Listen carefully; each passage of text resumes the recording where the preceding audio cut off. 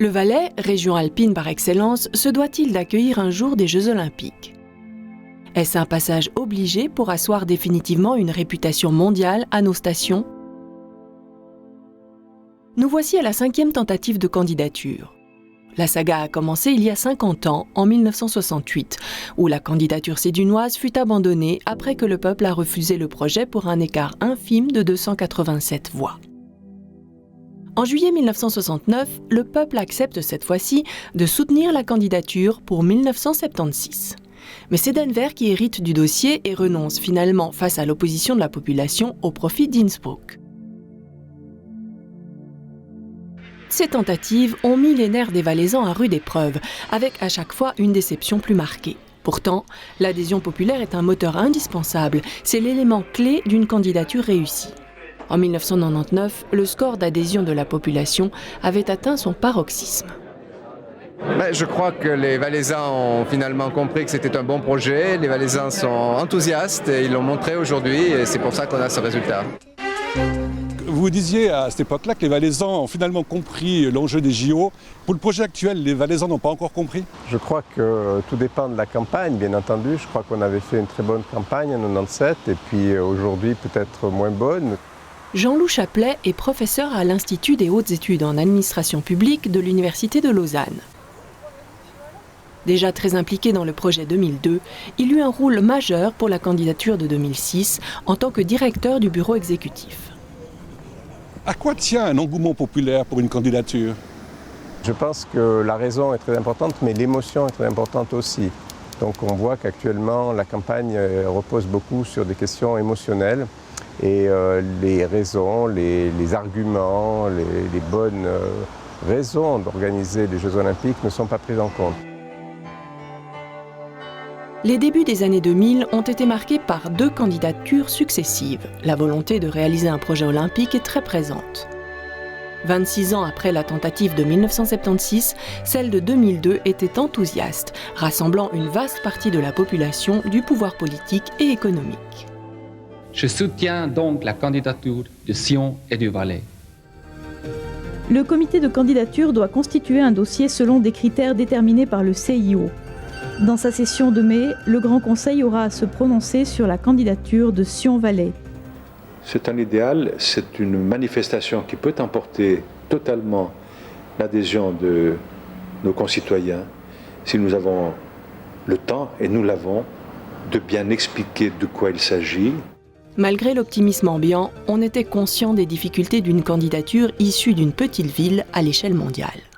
Mais les concurrents tels que la ville de Québec ou celle de Salt Lake City seront coriaces.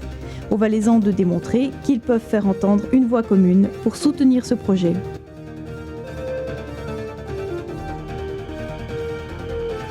Alors les résultats, vous le savez, c'est oui à une majorité qui n'atteint pas les chiffres envisagés à un certain moment. Vous avez les résultats sous les yeux, nous en sommes à 64,4%.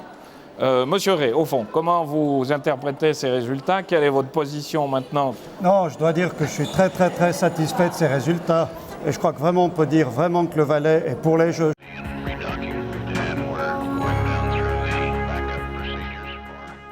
La commission d'évaluation du Comité international olympique a été accueillie par le comité valaisan pour une visite de 2 jours. Visite de 2 jours en forme d'examen pour le comité sédunois d'organisation qui ont accompagné les experts du CIO sur les divers sites retenus, dont Saillon. On est ici pour collectionner des informations et on va collectionner les mêmes informations dans tous les 9 villes candidats et après on va faire des commentaires. Alors suspense à son comble maintenant, Sion devrait apparaître maintenant ou alors Sochi ou Tarvisio, écoutons le président. Et la 4e c'est Sion, Suisse. Sion est donc dès à présent dans les starting blocks pour participer à une finale qui s'annonce plutôt comme un marathon que comme un 110 mètres haies.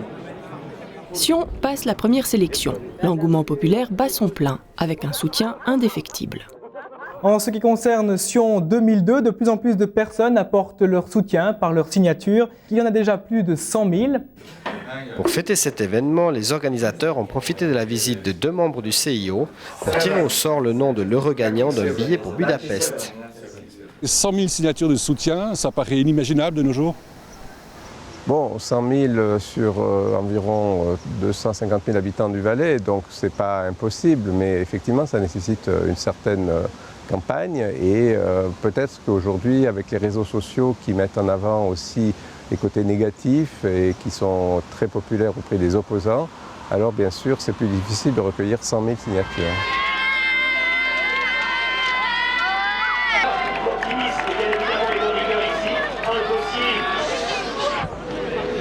Well, the International Olympic Committee has decided to award the organization of the 19th Olympic Winter Games in 2002 to the city of Salt Lake City. La déception fait vite place à un nouvel espoir. On remet le couvert pour une candidature pour le prochain tour en 2006. Si on déplorait un certain manque de contact avec la population, le rôle des médias nationaux et régionaux était malgré tout très actif. Il fut prépondérant. Ces médias étaient, à cette époque d'un Internet débutant, le seul vecteur d'information pour se forger une opinion. Les médias et les rédactions étaient acquises à la candidature à l'époque? Je crois que majoritairement oui, même si à mon souvenir, le travail d'information, de confrontation des opinions, s'était fait comme il se fait aujourd'hui. Claude Desfagot est journaliste, un homme de radio qui a suivi l'actualité valaisanne avec attention. Pendant de nombreuses années, il a été le président de la presse valaisanne. Il garde de nos jours son regard affûté sur la candidature de Sion 2026, motivé qu'il est par ses engagements nombreux dans le monde sportif. Mais il y avait certainement moins de place pour la critique. Elle était peut-être moins forte aussi qu'aujourd'hui, moins diverse, moins dispersée. Et puis on l'a dit aussi, elle n'avait pas ce relais des réseaux sociaux qui souvent retombent sur le média traditionnel, parce que le média traditionnel puise aussi à cette source du réseau social pour alimenter ses informations et ses débats. Nous sommes 2e ou 3e. Pour 2006, si la Providence le veut, nous serons premiers.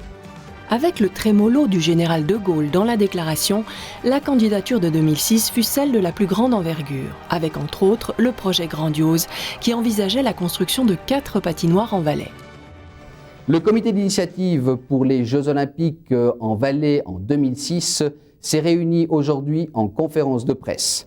À l'ordre du jour de cette séance de travail, la candidature de Sion-Valais aux Jeux Olympiques d'hiver de 2006 avec une évaluation du dossier de candidature Sion 2002. Si la candidature Sion-Valais-Wallis-Switzerland 2002 n'a pas réussi, elle n'a pas échoué.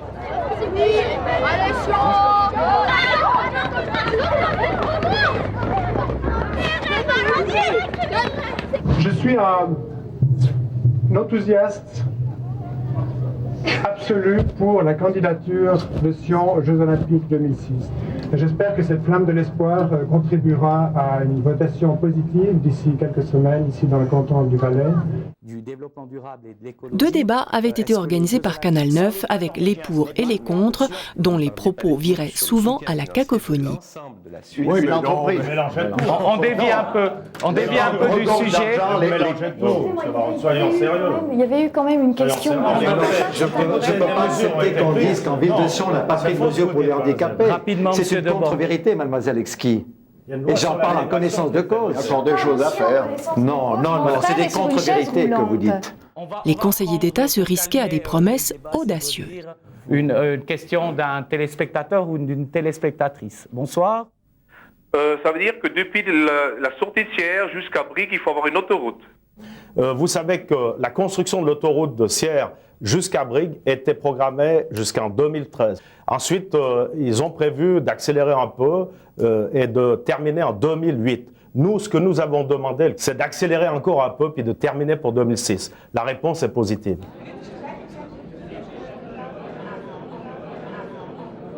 Les caves Provins, qui accueillaient le quartier général des résultats des votations, offraient une oasis de fraîcheur.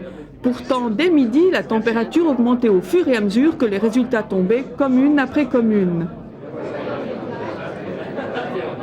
Les résultats qui tombent maintenant démontrent que finalement l'adhésion populaire est plus forte encore que celle qu'on imaginait. Nous avons un oui avec 67,7%. Qu'est-ce qu'avait rassemblé aussi massivement la population? Alors je crois que toutes les autorités étaient derrière et tous les partis politiques étaient derrière, y compris d'ailleurs les Verts, qui à travers différentes actions avaient soutenu la candidature pour 2006 à travers ce qu'on a appelé le contrat social. Je crois que pour gagner ce projet, qui devient un projet suisse, il faut les meilleurs spécialistes suisses et donc il faut ouvrir le choix à l'ensemble de la Suisse. Et je lui offre mon mandat, je ne démissionne pas, je lui offre mon mandat de président à M. Adolphe Auguy. Adolphe Auguy accepte cette responsabilité, considérant que les Jeux Olympiques sont une chance unique pour la Suisse. Ensemble, nous allons faire en sorte que cela devienne une réalité.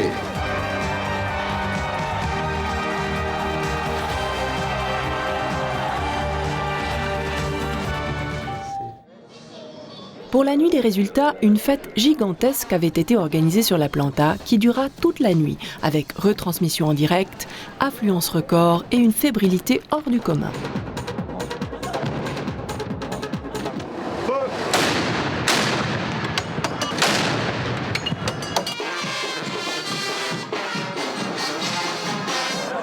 Et le début finaliste en Sion. La première annonce de Juan Antonio Samaranch remplit la foule de Liesse. Sion était sélectionné parmi les finalistes. Et pour la suite, très confiante. Oui. Quel est votre pronostic pour tout à l'heure? Sion!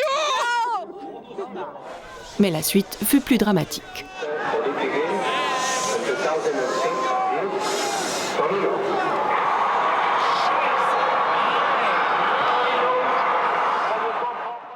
C'est la défaite. La peine des Valaisans allait être durable, avec à la clé une crise de confiance envers les instances du CIO. Mais n'avait-on pas placé trop d'espoir dans ce projet? The winner is Torino sur la Planta. C'est un immense coup de tonnerre dans le ciel valaisan, c'est indiscutable. Personne ne s'attendait à ça, tout le monde était sûr qu'on allait gagner. Comme il n'était pas imaginable que Sion puisse perdre la coupe, ça a fini par arriver. Tout le monde était mis sous l'éteignoir en une fraction de seconde, en une petite phrase. Nous avons notre part de responsabilité pour 2006 parce que peut-être nous avons construit des espérances trop fortes et notamment cette cérémonie sur la place de la Planta qui était déjà en place avant même que la décision soit acquise. Bon, je pense qu'on était peut-être trop confiants aussi. On était tellement sûrs, puis non, c'est une immense déception, je pense, pour tout le Valais. On assiste à la fin de l'idylle avec l'idéal olympique. Le rêve est brisé. Il faudra attendre une génération, 20 ans, pour remettre en route une candidature. Avec cette fois-ci un changement de philosophie, la volonté d'avoir une candidature plus modeste, mieux intégrée, à taille plus humaine. Pour la première fois, 3 partis politiques affichent clairement leur opposition. Beaucoup d'avis s'échangent sur les réseaux sociaux. L'opinion est divisée en 2 camps presque égaux. Alors je crois qu'il y a beaucoup d'oppositions qui n'existaient pas de la même façon la dernière fois, et notamment des oppositions politiques, de l'UDC, des Verts, des socialistes. Et puis je pense que cette votation vient un petit peu tard. Il était à mon avis totalement évident qu'il fallait faire une votation dès le début, mais ils ne l'ont pas dit dès le début. Et donc ça a énervé beaucoup de monde, en fait, tous ceux qui pensaient qu'il fallait absolument voter. Et ça aurait été beaucoup plus clair, à mon avis, de voter dès le début. Il faudra cette fois pas rallumer la flamme, mais l'allumer. Et c'est complètement différent, mais véritablement avec des gens qui l'incarnent, des gens en qui la population croit. C'était le cas en 2006. Je ne vais pas être trop sévère, mais cette fois, on cherche la personne qui incarne cette candidature. Il y avait Dolphy à l'époque, en 2006. Il n'y a pas de Dolphy. Je ne voudrais pas déplaire à Frédéric Favre ou Christophe Darbolet qui se battent comme de beaux diables, mais à l'heure actuelle, j'ai le sentiment qu'ils n'arrivent pas véritablement à incarner ça.